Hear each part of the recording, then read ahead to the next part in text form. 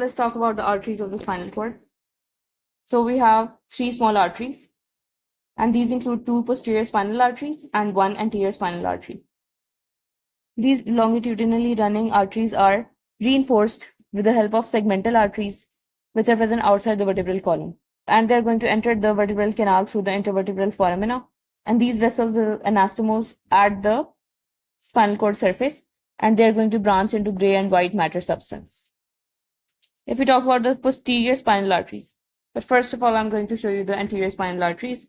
Here you can see the anterior spinal arteries, which are reinforced by segmental arteries. Here are the segmental arteries. They are going to enter the vertebral canal with the help of intervertebral foramina, and they are going to anastomose at the spinal cord surface and branch into gray and white matter substance. So now let's talk about the posterior spinal arteries. Posterior spinal arteries either arise from the PICA. PICA is basically the posterior inferior cerebellar arteries, or they arise directly from the vertebral arteries in the skull. They are going to supply the posterior 1/3 of the spinal cord. They're small in the upper thoracic region, but the first three thoracic segments are vulnerable to ischemia due to the occlusion of the segmental and radicular arteries. So anterior spinal artery is going to form by the fusion of two arteries. Each artery is going to come from the vertebral artery, which is present inside the skull. They are going to descend on the anterior surface within the anterior median fissure, and they are going to supply the anterior third of the spinal cord. And the anterior spinal artery may be extremely small. When the segmental and radicular arteries are occluded, then fourth thoracic and first lumbar spinal nerves are going to be particularly liable to ischemic necrosis. Okay, so please draw the spinal arteries with me. First of all, you have to make an inverted W.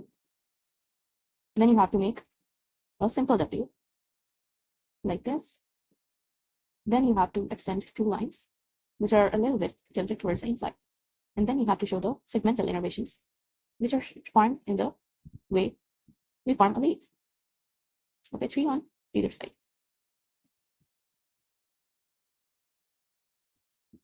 All right, so first of all, we are going to label this with a B, then we are going to label this with a V, then we are going to label this with A. And this is something that is going to label with P. Okay, so what is this? This is the basilar artery. This is the vertebral artery, VB. Okay. This is the posterior spinal artery. And this is the anterior spinal artery. These are the segmental arteries. And this is the anterior radicular artery and posterior radicular. Let's talk about the segmental spinal arteries. Segmental spinal arteries are going to reinforce the anterior posterior spinal arteries. These are the branches of deep cervical, intercostal, and lumbar arteries, which are DIL, and they're going to give branches to anterior and posterior radicular arteries. And additional feeder arteries are going to enter the vertebral canal, and they are going to anastomose with the anterior and posterior spinal arteries.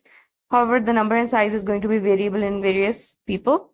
One feeder artery which is of great importance is the great anterior medullary artery of Adam Kaiwes, or GAMA, gamma.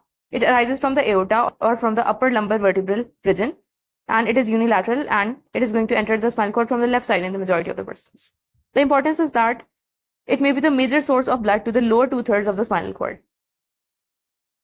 Now let's talk about the spinal cord veins.